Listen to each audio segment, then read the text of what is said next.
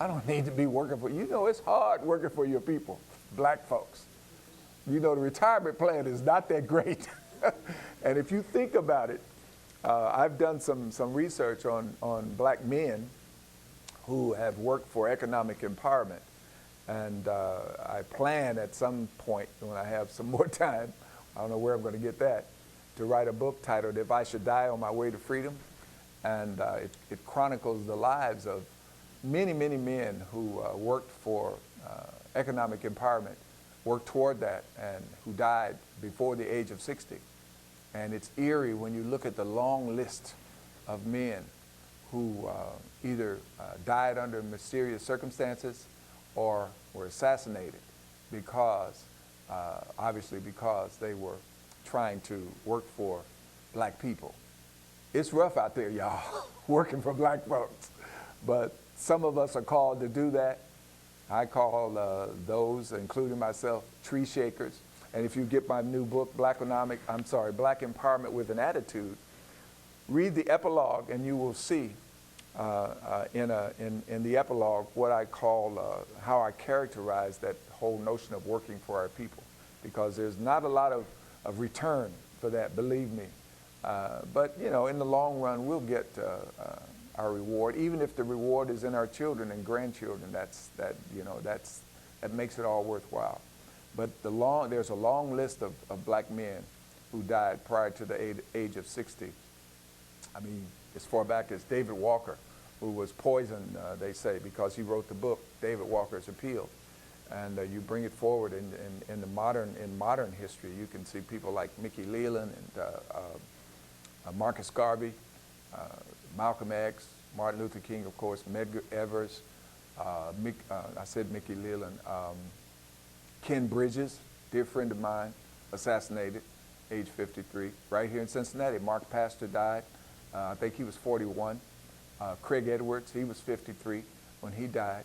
And all of these brothers, you know, understood that freedom wasn't free, and they worked in any capacity they could to bring about economic empowerment. Look at Big Daddy Chun, you remember him? He used to always talk about economics and how important it was. I think he was maybe 51, he may have been younger than that. But there are many across the country. Ron Brown, you know how mysterious his death was.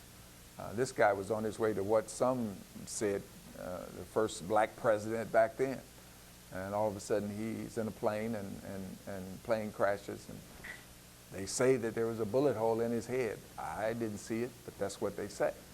Again, mysterious circumstances around the deaths of brothers who work for economic empowerment. Khalid Muhammad. And this guy, you see this guy, he was in the best shape, it seems to me, physically, you know, and he dies all of a sudden, mysteriously. So, Fred Hampton, we know about him. The list goes on and on. But in spite of all of that, these men and women fought for our people and fought for the right to do business, as well as the right to vote and public accommodations and everything else. Even without government support, there was no government support for black folks back then, in spite of the fact that government always gave out subsidies to their folks. They controlled the government. Carnegie Steel, U.S. Steel, the railroads, and in modern history, Chrysler and all that. And now they're trying to figure out how they're going to do it again, bail out the auto industry. So that's called, what do they call that? Subsidies. But when it goes to black folks, it's called welfare. In spite of threats and intimidation and political exclusion, black people did fantastic work in the business field. You look at some of the particular folks. One stands out, S.B. Fuller. He was in the hair care cosmetic industry in Chicago and did fantastically well with his business. He was the mentor of Joe Dudley, who owns Dudley Products now down in Kernersville, North Carolina. Joe Dudley gives all the credit for his success to S.B. Fuller. And that's the kind of connection that we need to make today. We need to be mentors to one another in business, and we need to pass on information and expertise to one another so that we can keep the chain, the business chain, connected and strong. and have something to pass on to our children. I told you about Annie Minerva Turnbow Malone and Madam C.J. Walker, but there was another sister named Sarah Spencer Washington, who was also in the hair care and cosmetic business, did very well. There was Rose Morgan, A.G. Gaston, you probably know about him, out of Birmingham, Alabama. The money, in some cases, behind Martin Luther King. The man who wrote the checks to bail Martin Luther King out of jail sometime. A.G. Gaston understood that you had to have some money. If you're going to march and be out here doing civil rights work, you got to have some money. And A.G. Gaston was the money man. He's what I call a conscious capitalist.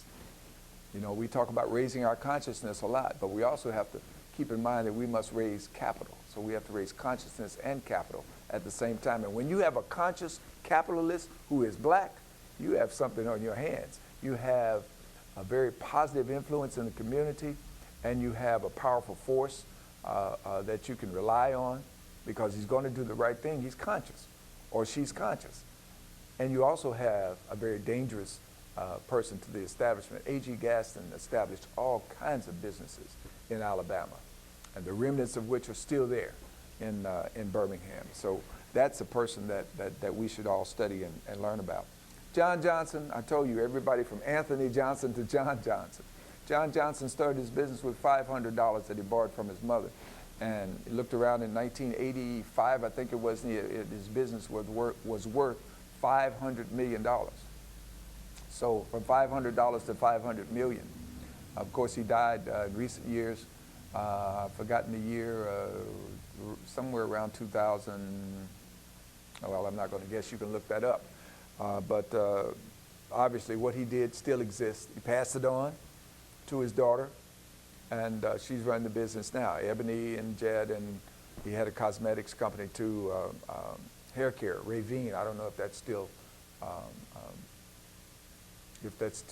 in force, but he did fantastic things with very little money and no subsidies, no loans, no welfare, no anything. He just did it from pure tenacity and drive and determination. Berry Gordy, we know about Berry Gordy, don't we? Motown.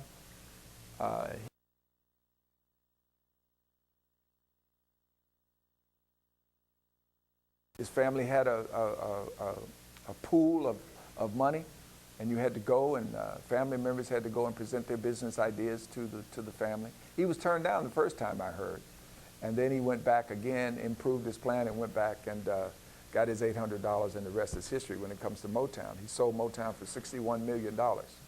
But then the group that he sold it to, I think it was Polygram, they sold it for $325 million. Can you imagine that? In about 2 years, I think.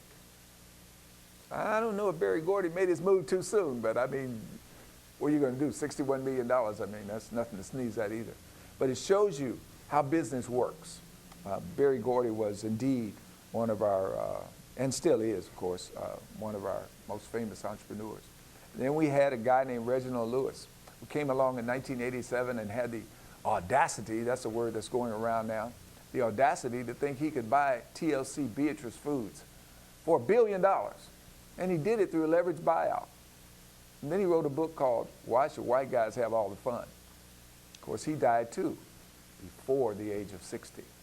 There's a museum in Baltimore that you can go and learn about Reginald Lewis and all the things that he did. So all of this has brought us up to the modern era